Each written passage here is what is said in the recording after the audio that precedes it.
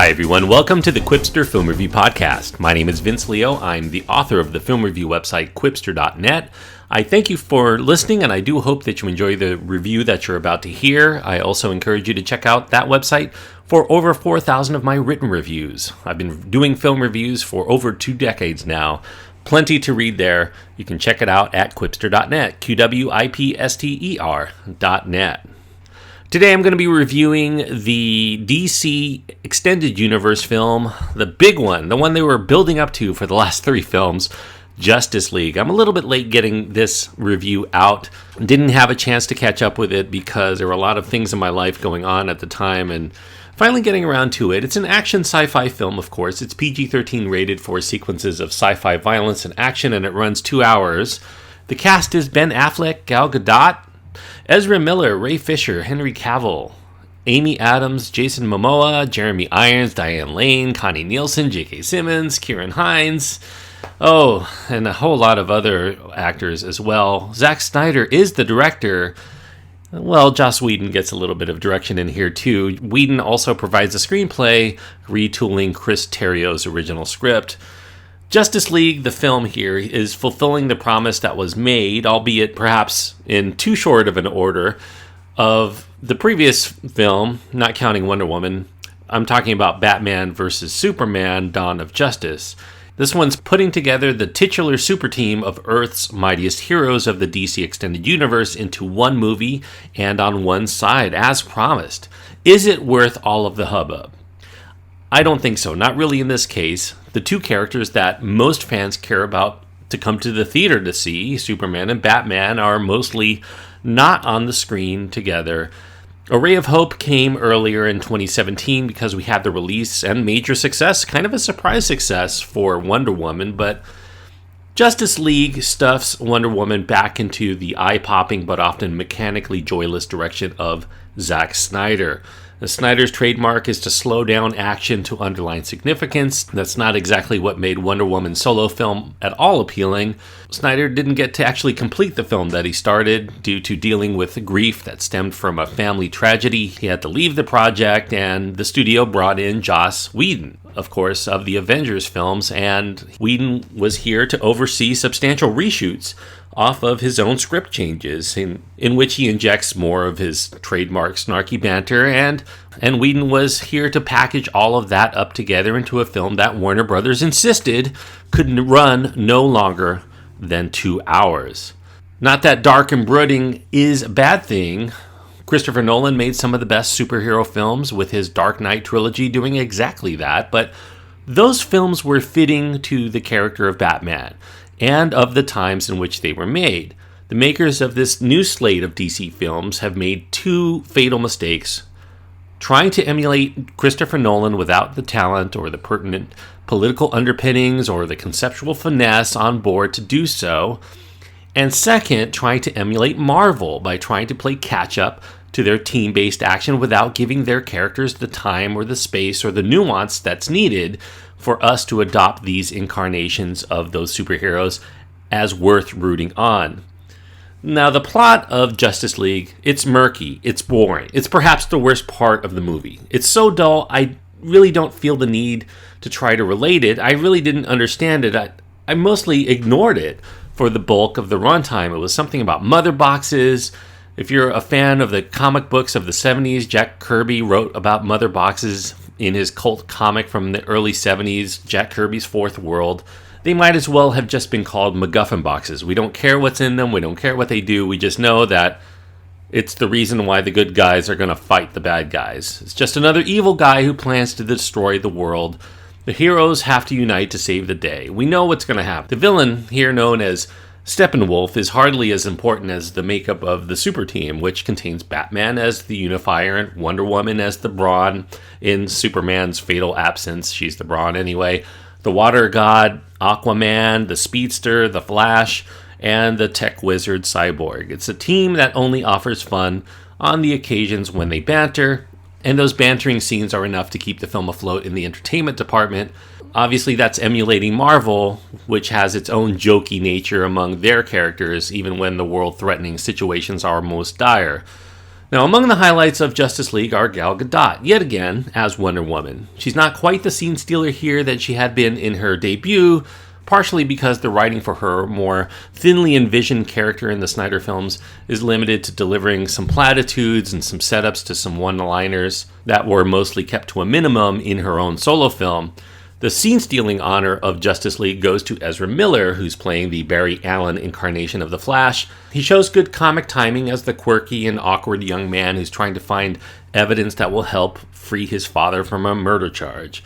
Alas, while I thought Ben Affleck could be a welcome addition as Batman based on his debut in Batman v Superman, here he comes across as goofy and an ill fit. He exhibits some of the actor's worst tendencies in trying to ham it up when he's attempting to be funny or spirited. Meanwhile, a newcomer here, Ray Fisher, who's playing Victor Stone, aka Cyborg, unfortunately, he's mostly forgettable, and that's in some part due to being the one character that few outside of comic book readers have even heard of, and also in part due to the fact that his character, by his nature as a human who is being enveloped by cybernetic technology, is stoic. He's unfeeling, to the point where there's little charisma to be displayed whenever the character appears on the screen and has any lines at all.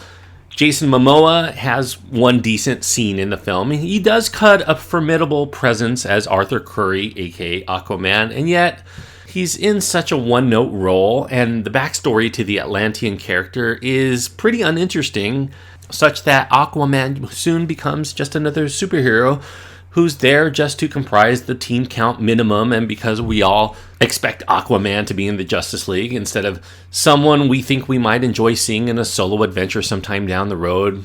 And as for the villain, Steppenwolf, he's voiced with Liam Neeson-like fashion by Kieran Hines. Perhaps not coincidentally, Hines consulted Liam Neeson, his friend, on how to do vocal work, because Liam Neeson did vocal work for the big bad in A Monster Calls. I guess he wasn't that bad in A Monster Calls, but the performances are very similar, and there's very little good to say about the villain at all. He's just a bad guy who wants to destroy the world to his own purposes.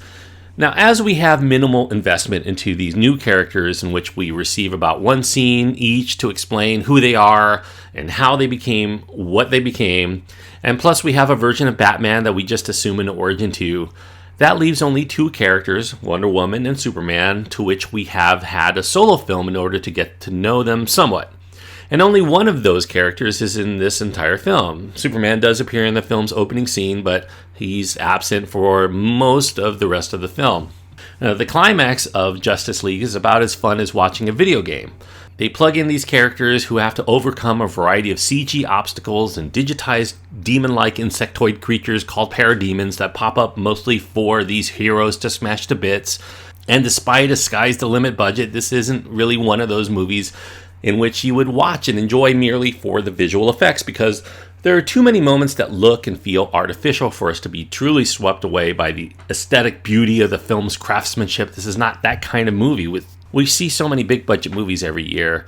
It just becomes an also-ran in that department if it's not going to do more than that. And to make matters worse, we undercut these big action scenes, especially at the end, by going back to how this all affects some nondescript Russian family we don't even know. We scarcely care about them. I guess Snyder and Whedon here are trying to put a human face on the world-shattering events, but it ends up feeling like it's trying to play catch-up for Snyder's prior films, in which most of the non-superheroes on Earth, i.e. the regular humans, are an afterthought to the big bad battle sequences. Humans were just fodder as buildings toppled and whatnot, and ended up killing a lot of people that we didn't feel any sadness for. Now, despite its substantial flaws, Justice League is rarely unwatchable. Even if its plot is uninteresting, even if it's formula storytelling that's barely held together to even be considered much of a story, it still has a watchability to it. There's some choice humor here, the actors are appealing, there's enough momentum during certain scenes to avoid prolonged lulls that might take you out of the film altogether.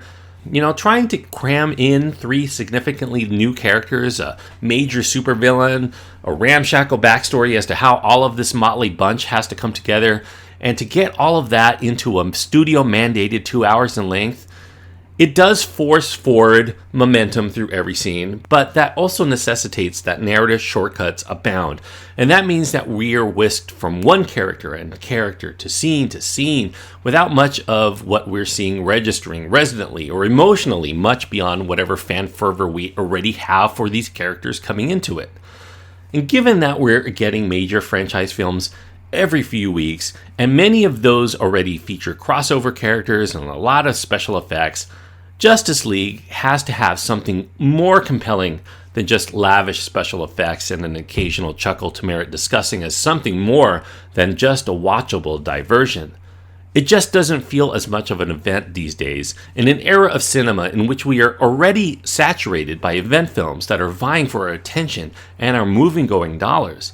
As such, without very much build-up from the super team in 2 prior films, and without much investment into these new characters or the main plot as it stands, all we can cling to are these pretty actors who are playing dress-up and punching things on occasion while bantering in between those punches. This is entertaining in spots, despite its inherent shabbiness, but somehow it still feels like slim pickings and a disappointment from a franchise full of much beloved characters who deserve far better than being brought together just because it's what other franchises are doing these days. Perhaps just League might be a more appropriate title than Justice League. 2.5 stars out of 4 is what I'm going to give Justice League. 2.5 stars on my scale means that I consider it kind of an average, mediocre movie. I didn't really dislike it, but there just wasn't enough there for me to give it a recommendation, so it just missed. And given what I thought of Batman v Superman, I guess it's an improvement, but not by much. 2.5 stars out of 4 for Justice League. Anyway, thank you everyone. I know I'm a little bit late in catching up to this film. This was requested by a couple of listeners and readers of my site, so I had to get that out there. I'm going to be trying to get caught up with some of the Oscar nominees because the Oscar nominations are definitely out and I want to catch as many of those as I can before the big show. Click that subscribe button and you'll get to hear some of my reviews of those. And I also want to remind you that I do a weekly podcast about films of the 1980s that's called Around the World in 80s Movies. I do encourage you to search for that and listen to it. I'm getting into the Back to the Future series next, so I know that there are a lot of fans out there that want reviews of those. I guess you don't necessarily need reviews, but I do try to throw in as much trivia and interesting historical information as I can without going too far. So I do encourage you to check that out. That's Around the World in 80s Movies. Until next time, thanks everyone for listening and enjoy your time anytime you get to go to the movies.